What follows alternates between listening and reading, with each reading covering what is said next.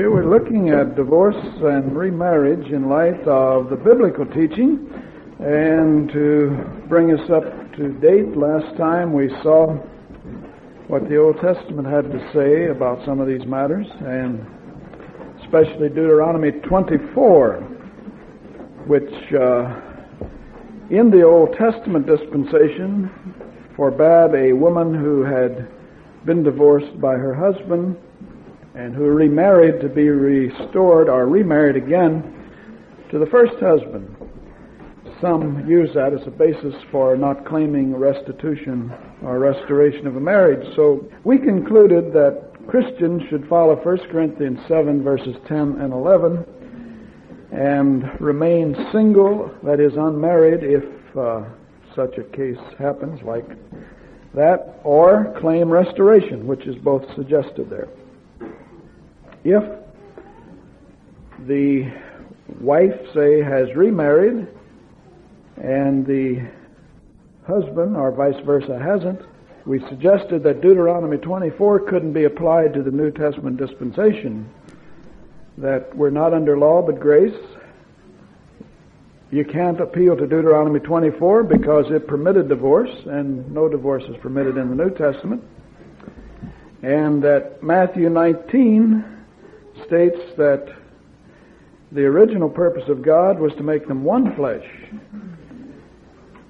Apparently the prophet Hosea was commanded to remarry Gomer in Hosea chapter 3. Deuteronomy 24 again refers only to the woman, whereas in the New Testament both are mentioned as guilty. And we said the Old Testament prohibition was because of the laws of purity and all. I thought it was necessary maybe to restate that because we're beginning right in the middle of that today, and that is we'll look now at the New Testament text. We're going to read them all because, as I say, this is the most complex and complicated problem, that one of the most at least, that we'll ever run into, one people are constantly asking questions about. So let's see what the New Testament has to say. I'll give you the text and we'll look at them. Matthew 5:32. Matthew 19:1 and following. Mark 10:11 and 12. Luke 16:18. Romans 7:1-3. And 1 Corinthians 7:1-40. The whole chapter. That's basically the text dealing with marriage and divorce, separation and reconciliation. So there's no shortcut to this study. We might as well start at the beginning. Matthew 5:32. Now this is where, if you're attending these classes, you ought to follow along your Bible. When we give you all those texts and we're going to take the time to look at it, why, let's look at the Word together. Verse 31, first of all, it has been said, whosoever shall put away his wife, let him give her a writing of divorcement. But I say unto you, that whosoever shall put away his wife, saving for the cause of fornication, causes her to commit adultery, and whosoever shall marry her that is divorced committeth adultery. Frankly, I don't know why all the confusion. I'm not laughing at anybody, but I don't know why there's more confusion over this subject than probably anything else that you can mention. If you were a pastor for about a month, you'd find out that of all the questions, this is the one that so often comes up in some way. What's confusing about that? Except we have to find out what fornication means. But why all the questions? I've never understood. He says, whosoever shall put away his wife, except for fornication, causes her to commit adultery. And whosoever shall marry her that is divorced commits adultery. Assuming she remarries, of course. Chapter 19. I think he adds a lot more here to clarify what doesn't really need clarifying, but he takes us all the way back to the beginning. It came to pass, when Jesus had finished these sayings, he departed from Galilee and came to the coasts of Judea beyond Jordan.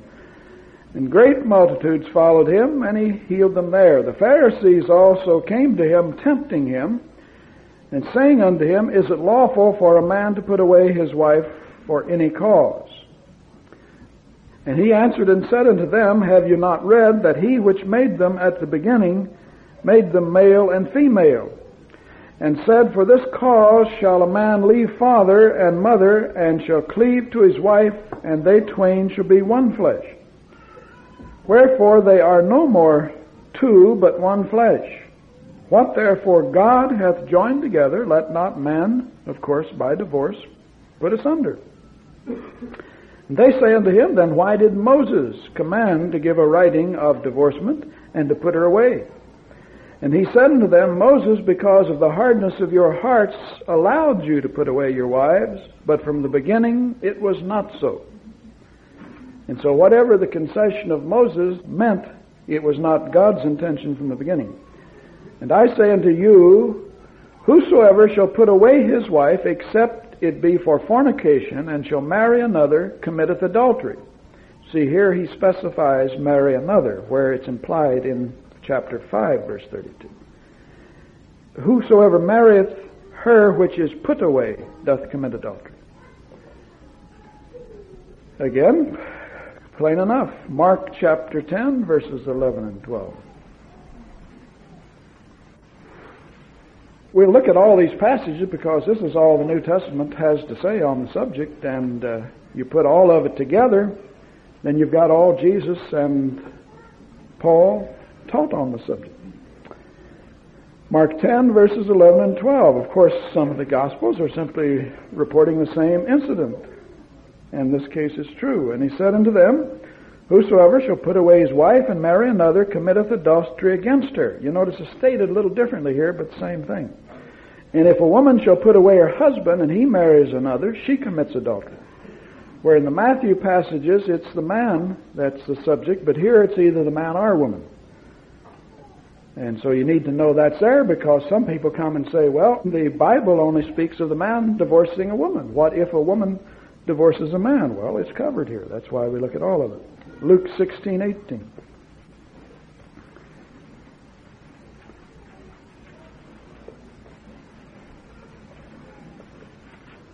Which is the third gospel. John doesn't mention the subject. Luke 16:18. Whosoever putteth away his wife and marrieth another committeth adultery. See, only if he marries another. And whosoever marrieth her that is put away from her husband committeth adultery. Romans 7, verses 1 to 3. Know ye not, brethren, for I speak to them that know the law, how that the law has dominion over a man as long as he liveth. For the woman which has a husband is bound by the law to her husband so long as he liveth. But if the husband be dead, she is loosed from the law of her husband. So then if while her husband liveth she be married to another man, she shall be called an adulteress. But if her husband be dead, she is free from the law, so that she is no adulteress, though she be married to another man. Again, it's clear enough. Putting all the passage together, you get a little more information here.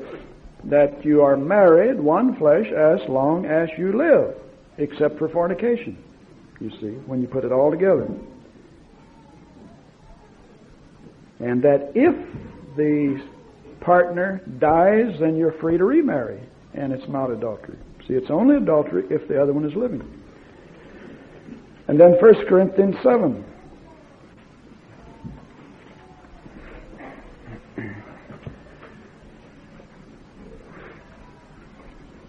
Sometimes I get letters of people wanting to know they're 25 or 6 and not married yet, if that's the only route to go to get married. And I generally write them back and tell them to read 1 Corinthians 7, because Paul says there's a better state than marriage, but not everyone has the gift. To be married to Christ is better than to be married to a man or a woman, but as Jesus said, as we'll read later in Matthew 19, not everyone has that gift. But rather than look down upon a person who doesn't marry, if they choose that for spiritual reasons to serve Christ, then that is a better state. And that's what Paul chose. Now concerning the things whereof you wrote unto me. See, they wrote him about it. It is good for a man not to touch a woman. Nevertheless, to avoid fornication, Let every man have his own wife, and let every woman have her own husband.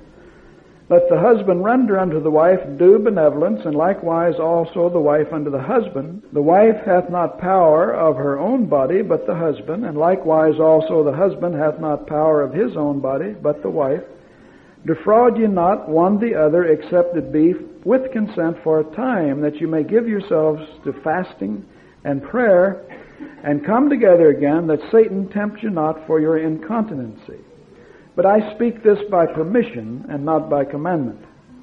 For I would that all men were as myself. Now, is he referring to the past, or what he's getting ready to speak about? Well, I would say he speaks by permission and not by commandment what he's getting ready to say, though certainly it would include all he says. From the beginning, God intended marriage, but Paul says, I would, if I had my way, that all men were even as myself. But every man has his proper gift of God. See, it's a gift. One after this manner and another after that. I say therefore to the unmarried and widows, it is good for them if they abide even as I, the unmarried and the widows. But if they cannot contain, let them marry, for it's better to marry than to burn. And unto the married I command, yet not I, but the Lord. You see, now he's moving into commandments, revelation from heaven. Let not the wife depart from her husband. But if she depart, see, it has to be realistic, because some are going to do it anyway. If she depart, let her remain unmarried, or be reconciled to her husband. And let not the husband put away his wife. But to the rest speak I, not the Lord. If any brother hath a wife that believeth not, and she be pleased to dwell with him, let him not put her away. And the woman which hath an husband that believeth not, and if he be pleased to dwell with her, let her not leave him. For the unbelieving husband is sanctified, that is, consecrated by the wife, and the unbelieving wife is consecrated by the husband. Else were your children unclean, but now they are holy, that is, in God's sight, because of the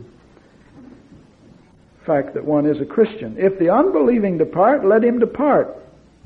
In other words, don't try to go to law and hold somebody, is the point. A brother or a sister is not under bondage in such cases, but God has called us to peace.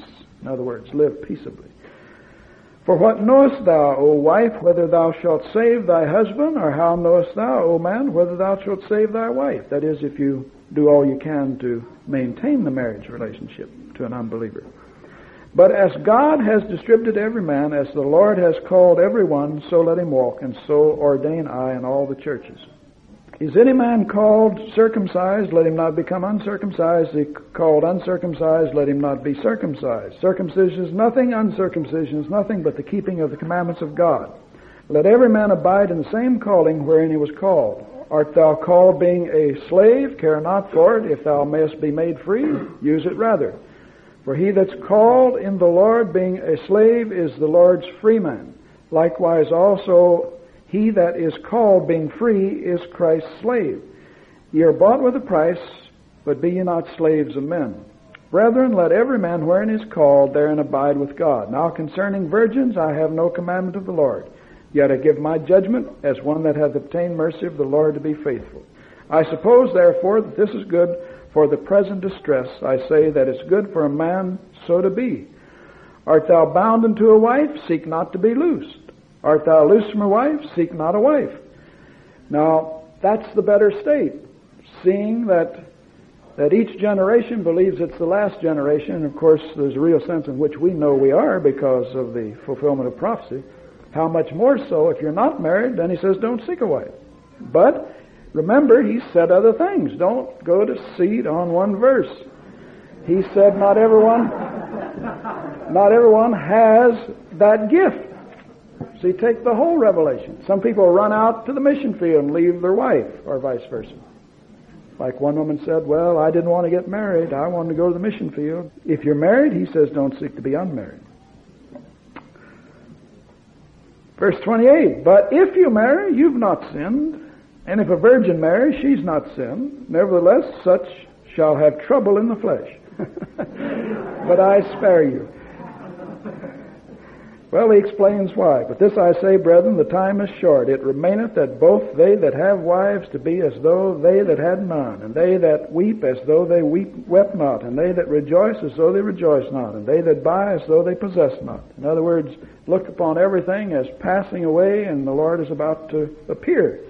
And they that use this world as not abusing it, for the fashion of this world passeth away.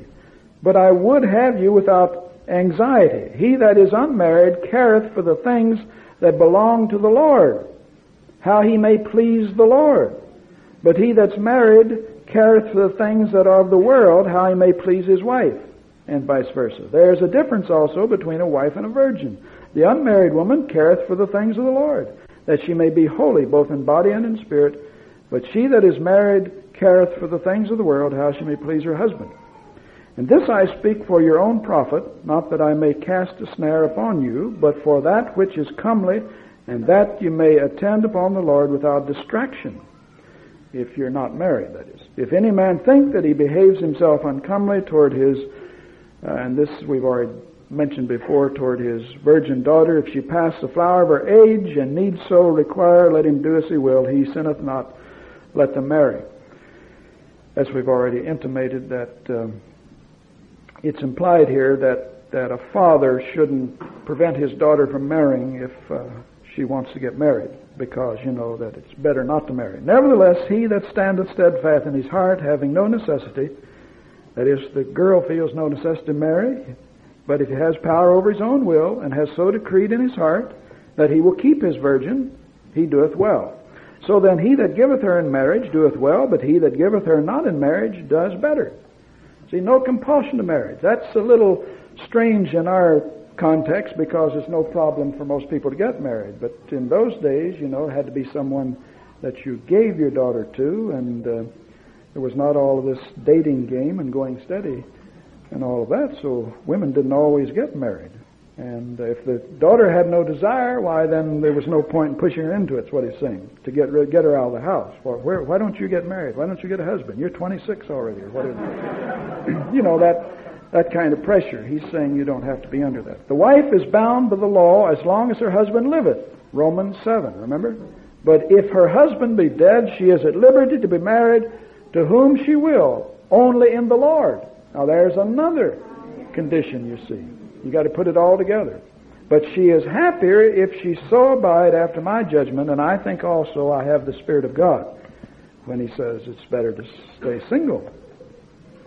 Well, and you see, now you can read all that and just make your column, and everything new that's added in each of those passages you can put down, and you can come to the biblical conclusion about marriage, divorce, remarriage. That's all I do. I mean, you don't have to go to college to figure out how to do that. That's what I do. Of course, there's more to it than that. That's why God set teachers in the church. But we can't teach you 66 books and all that's implied unless we're all going to be around together for the next 100 years. But so a lot of this you can get on your own. You can come to a sound position on marriage, Christian marriage. You see, like that one last concluding phrase, she's free to marry whom she will. Because I've had some say that the father ought to always select the husband for the daughter. Parents should always select, like they do in some cultures yet, like India, for example. He says she can marry whom she will. But the condition is he must be a Christian, or vice versa. She must be one. So that's where we get that stand of not performing marriage ceremonies for people who, one may be a Christian, the other isn't. We get it from the Word. Well, now let's look at the terms for fornication, because whatever we conclude is going to have to be on the basis, concerning divorce that is, and remarriage, is going to have to be on the basis of the Gospel of Matthew, because if you followed carefully as we read these passages, you noted only Matthew gives the exception clause. Only Matthew gives the exception clause, except for fornication. Well, that doesn't mean a lot in itself, of course, because a number of things you find in one gospel, not the other. most of what's in John you don't find in the other Gospels because he's got a theological epistle. See, he doesn't even mention this. And the other three Gospels do. All I'm saying is that whatever conclusions we come to have to be on the basis, first of all, the revelation of the Bible. And we've looked at the basic texts from the Old and New Testament already. And the second basis upon which we must base our conclusions will be the usage, the meaning of the terms and usage. We'll look at the terms first of all. Fornication. I'm back at Matthew 5:32. I say unto you that whosoever shall put away his wife except for fornication causes her to commit adultery. Well, now, it couldn't be the same or they wouldn't be using two different words. So we'll look first of all at fornication. Because if that is the only ground, and Jesus, by the way, is the one who gives the only grounds for divorce. No apostle or anyone else ever, prophet or anyone else ever did that. Moses made a concession, but Jesus himself said that was not God. He was doing that so you people were so hard-hearted you'd have never made it into the promised land if he hadn't made some concessions. Fornication. Now, we'll give you the Greek and English too. It's porneia. For all of you Greek students, for those you're not, remember Greek almost looks like English. Porneia. Fornication, that's what it means. A pornos in Greek, P-O-R-N-O-S, is a fornicator. And now you know where we get words like what? Pornography. Right out of the Greek. See, you were speaking Greek and didn't know it. Pornography. See, pornos, just take add an S on there and you've got the Greek for a fornicator. Pornography, graphy means to write, so it's illicit sexual writings. Of course, in our day includes pictures, but the Greeks didn't have the pictures, cameras. Now, what does porneia mean? You said, well, it means fornication, but we still don't have any conception. Well, we have to go by usage, and so the usage will show three aspects of fornication. One, illicit sexual relations between unmarried persons.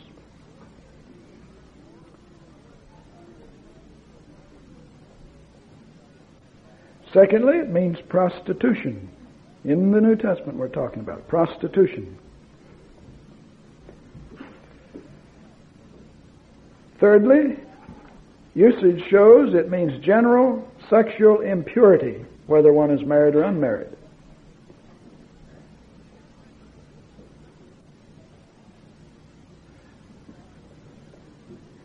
Now, all three ideas are present if you just want to go from Matthew through Revelation, and we're going to look at some of those passages later.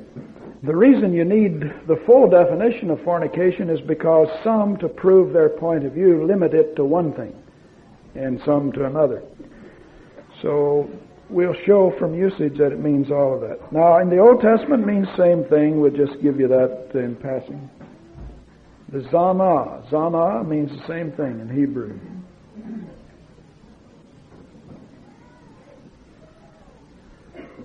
Which Z-A-N-A.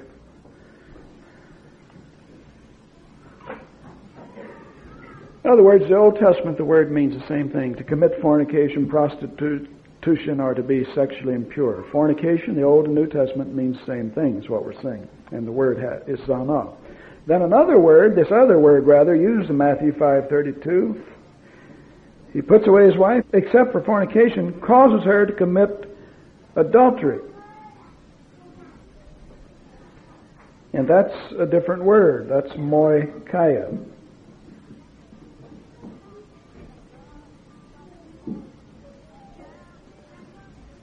M-O-C-H-E-I-A. Moichia.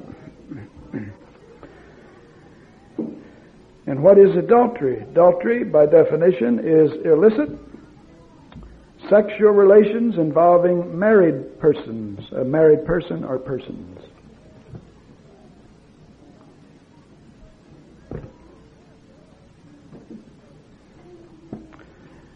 Means the same in the Old Testament. Old Testament word is enough to commit adultery. And it's used of married persons. Now those are terms by definition. Now we'll look at usage.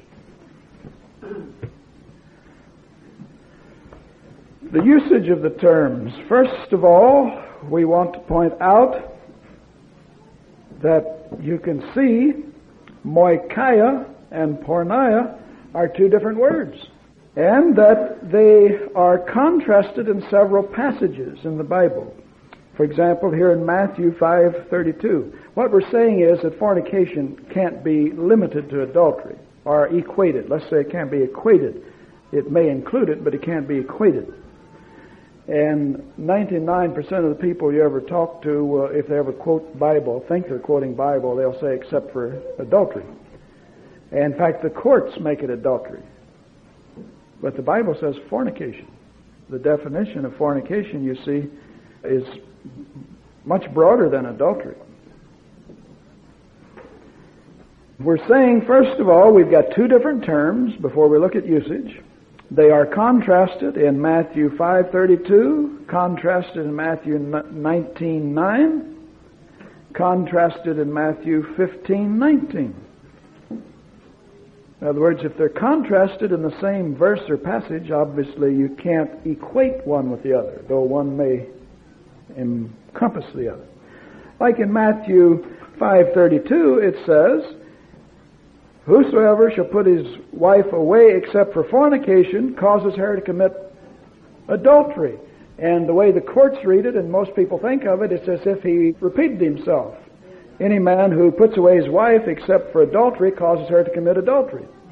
Well, she already committed adultery, if you say it that way. So, you see, they're not the same. Matthew 15:19, he says that out of the heart proceeds evil thoughts, murders, adulteries, fornications, thefts. You see, adulteries, fornications, if they're the same, then he wouldn't have said adulteries and fornications, would he? Galatians 5:19, they're contrasted. We're trying to make a point. We're not trying to consume time. We don't have enough of that. Galatians 5:19. Now the works of the flesh are manifest. They are adultery, fornication, uncleanness, and so on. Again, contrasted in the same verses, so they couldn't be the same. Now we look at the usage, the general usage of fornication, porneia, in the New Testament. Now there are a lot of passages, we won't look at all of them, but we'll look at some representative examples because you can get meanings of words, but where do they get meanings of words? From the usage. If it's used in the Bible, I mean, how you can't look at Webster's dictionary to get a definition of fornication. It may be right and may not be right, or it may be right for today but not right for Old Testament, or it may be right for Old and not for New. See what I'm saying? You don't ever rely exclusively on Webster. I don't even know if he was a Christian. I mean, I don't know. Daniel Webster. I don't know. But the point is, that isn't where you go. You go to the Bible to see how it's used. Now, that's a secret we've given away many times here. It's not copyrighted. But you see, you're kind of limited if you can't read Greek and Hebrew. But if you've got like $10 or $12, you can go buy a good concordance that gives the Greek and Hebrew and shows usage.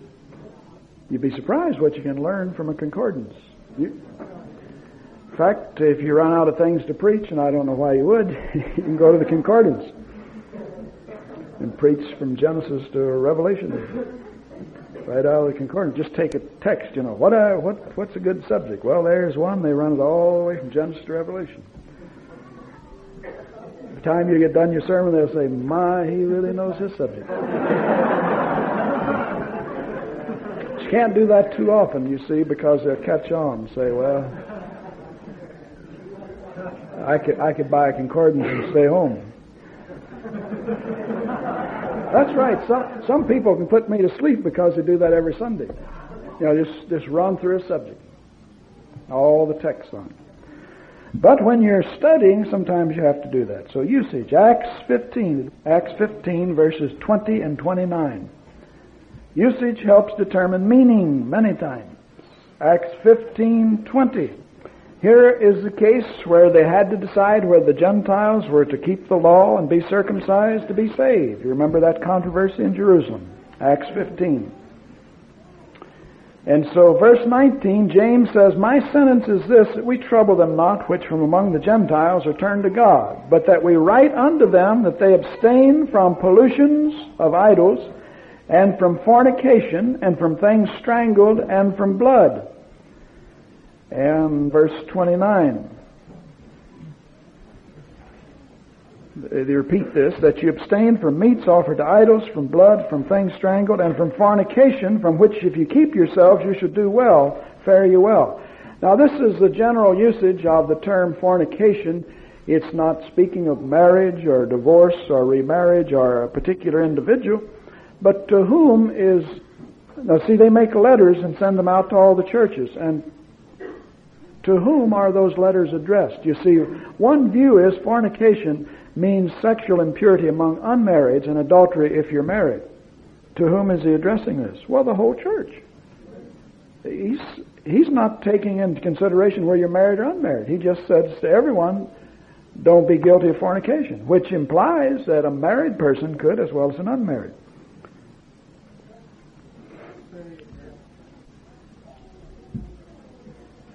Usage. Obviously addressed to all Gentile believers. So a fornicator can be married or unmarried. Now, some other passages that show general usage. 1 Corinthians 6.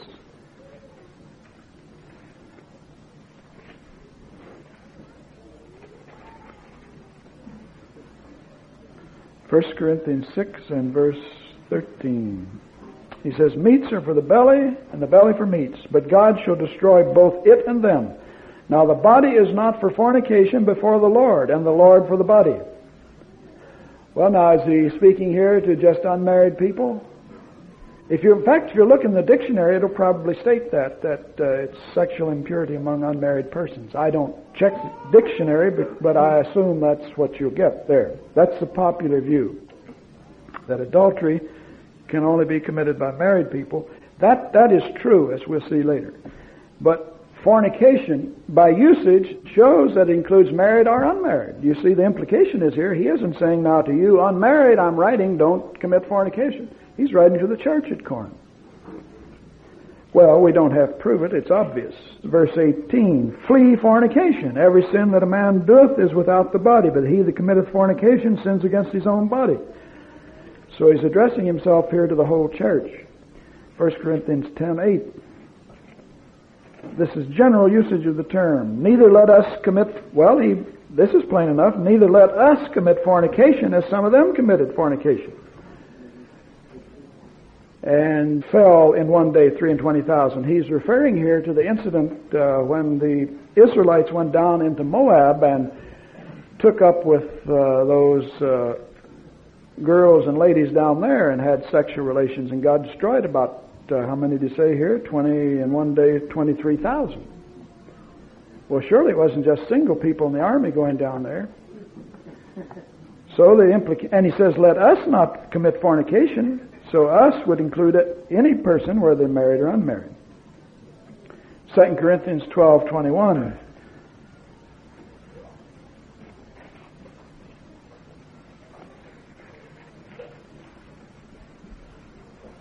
"And lest when I come again, my God will humble me among you, that I shall bewail many which have sinned already, and have not repented of the uncleanness and fornication and lasciviousness which they have committed."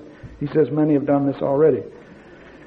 Again, as a general usage. Now, there are many passages that this term is addressed concerning married and unmarried. It can mean that both can. I'll just give you some more without looking them up, and you can look them up, like Galatians 5:19 and Ephesians 5:3, Colossians 3:5, 1 Thessalonians 4:3, and so on.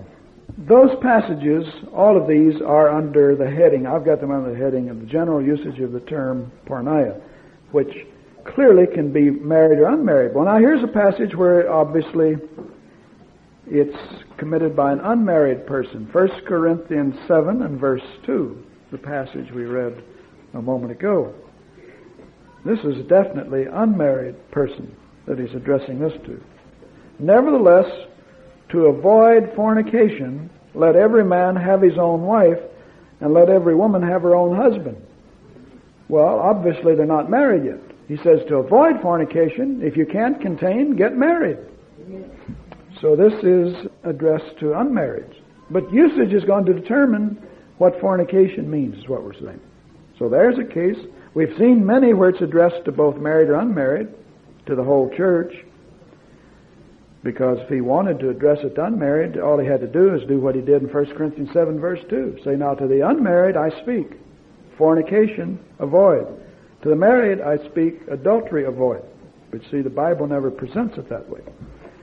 Now 1 Corinthians 5:1 shows that at least one is married in this situation and one may be single. But at least one's married, so you can't limit fornication to just the single people and adultery to married people. 1 Corinthians 5:1, it is reported commonly that there is fornication among you, and such fornication as is not so much as named among the Gentiles, that one should have his father's wife.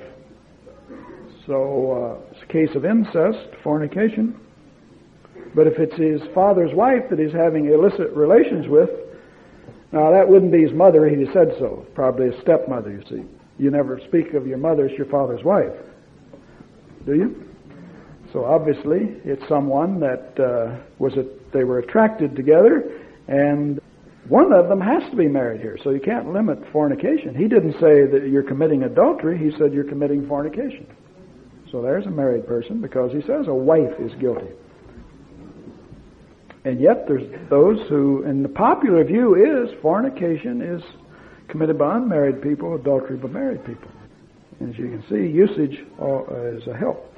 Then in the Old Testament, referring to this idea, in the Old Testament, we've looked at some usage of fornication last time, but what we just suggested and didn't look at is that spiritual fornication is often spoken of in the Old Testament. This word zana is used. Spiritual fornication, in which when the Israelites were unfaithful to God and would worship other gods, then he'd call this the same as having, by a figure, would speak of their unfaithfulness as fornication, that they'd been unfaithful to God. And of course he addresses those statements to all of Israel. He doesn't say, no, I'm just speaking to the unmarried who were unfaithful and worshipped other gods, but he says, you have committed fornication, speaking to Israel, by worshiping other gods. So again, fornication can't be limited in the Old Testament either, as well as the New, to unmarried people. Now such passages I'll give you, we won't have to look up because they'll be obvious when you read them. 2 Chronicles 21:11, Ezekiel 16:28 and 29, speaking of idolatry as being fornication. Now you won't get that in English. It'll probably say you played the whore. You know, that's a good old King James way of speaking of the Israelites, spiritual unfaithfulness. They prostituted themselves. But the word in Hebrew is zana, which is fornication. Then again, Israel was God's wife. She's called that. And as his wife, she's charged with committing fornication. See, in other words, God married Israel at the Exodus, as the Scriptures tell us. And so in Ezekiel 16:28 and in 23:5, we have the reference to Israel being unfaithful as a wife. Of course, there's much of that in the Old Testament. You can do your own reference on that. That what we're saying here is making the point that even in the Old Testament, fornication is used of God's wife Israel rather than adultery. Then, in the Old Testament still, to whom is the seventh commandment addressed? So there you've got a reverse. Thou shalt not commit adultery. Is he only talking to married people? Well, obviously not. Doesn't leave the unmarried out. We'd have a whole class of people not covered by the commandment on that particular thing, sexual sin. And so adultery is used of anyone there, married or unmarried. So our conclusions, and there's a lot of word study you can do yourself if you want to, but our conclusions would be that usage would give us the meaning of the terms, and usage indicates that adultery outside the seventh commandment is of married people, outside the seventh commandment in the Old Testament and 1 Corinthians 5:1 in the New Testament. Because there, the married committed fornication in the New Testament rather than adultery, 1 Corinthians 5:1. Although they are exceptional passages. But adultery is generally, if you trace all the usage, adultery, we can say, is of married people, with those two exceptions mentioned.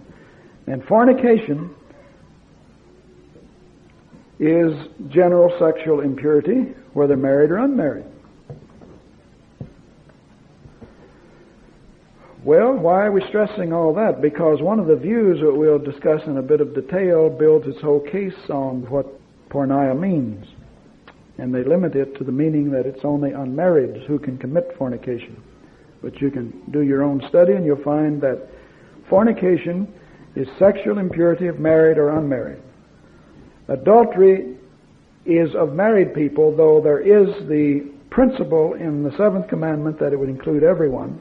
In 1 Corinthians 5, there's a case where it's person one at least is definitely married and it's not called adultery, it's called fornication. So adultery isn't always involving married people. So how do we interpret the question of the exception clause in Matthew? Well, there are about as many answers to that as there are denominations.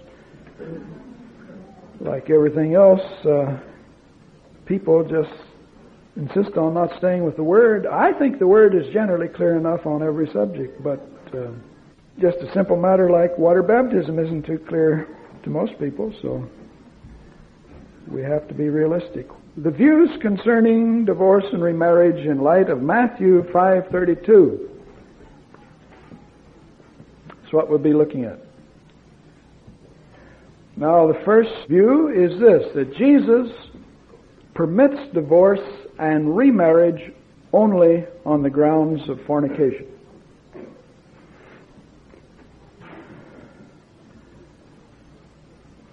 Jesus permits divorce and remarriage only on the grounds of fornication.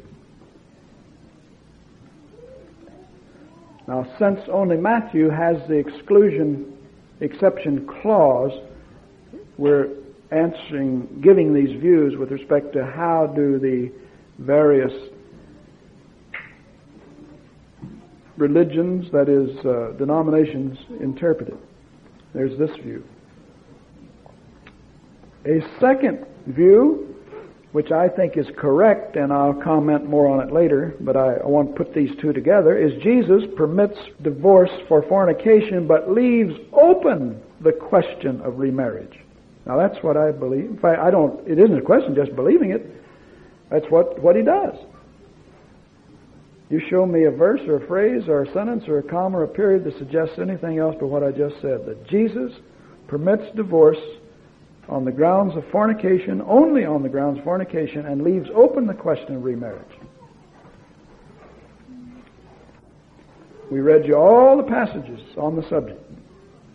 And so, see, a pastor has to come at some conclusion, and those who want to have biblical positions on things have to make a lot of detailed and deep study on matters as serious as this. So many, many years ago, I had to decide, so I just put all the passages together, and if you can come up with any other conclusion, we'll give you 5 minutes to make a fool out of yourself. Because you would. There's nothing else said. Nothing else said here that you can get out of it. That whosoever shall put away his wife, except for the cause of fornication, causes her to commit adultery. Whosoever shall marry her that's a divorce commits adultery. Now, where is there any concession for remarriage? I didn't say whether you could or couldn't. It's not for me to say. I said he didn't say. I said Jesus permits divorce only for fornication and leaves open the question of remarriage. Okay, then the third view, Jesus gave no grounds for divorce. There's some who hold to this. He gave no grounds for divorce.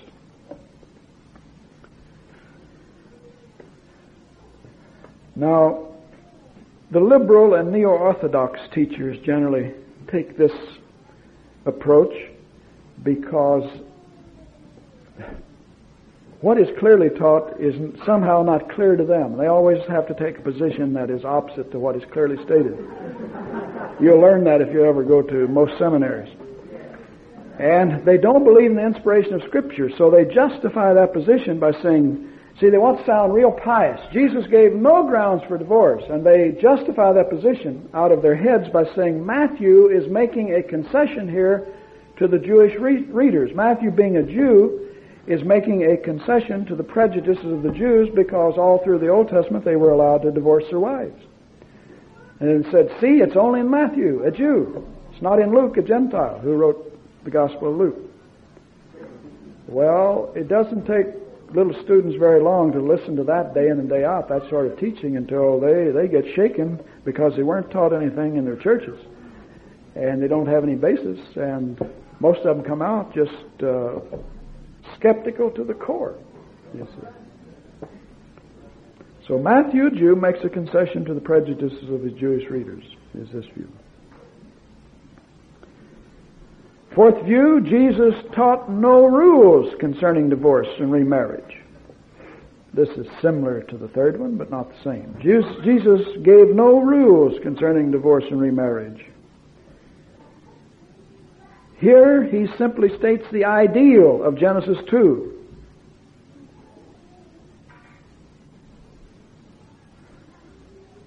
And we cannot expect sinful men and women always to conform to the ideal. Now, a person who holds to that is not necessarily a liberal. He's just someone who compromises and justifies why he marries anybody that comes along. He gave no rules concerning divorce and remarriage. Here he simply is stating an ideal. And when you realize most people are trained to be amillennial and the Sermon on the Mount are the laws for the kingdom age, you can see why they come to this. Most of your pastors in your churches would have some modified position of this because most would just marry anybody. So it's simply an ideal, like, not taking the oath and all of these other things. Said, who can live the Sermon on the Mount? Well, I taught right up here in the seminary and had the ministerial students say that to me. So I'm not imagining what I'm saying. Said, who can live it? No one can do that, they said. And it was every class a battle until I finally reminded them I was a teacher and they were a student. I mean, sometimes you have to do that. And in no uncertain terms. Some of them, had never been taught anything in their churches and going right into the pulpits and teaching what they didn't know that they hadn't been taught. So they get around it this way. Well, it's just an ideal. A fifth view, we're answering these as we go along. Some of them we'll spend more time with. The fifth view, adultery gives the innocent party the right to separate, but not to remarry. That's the Roman Catholic view. Roman Catholic Church. Adultery gives the innocent party the right to separate, but not to remarry.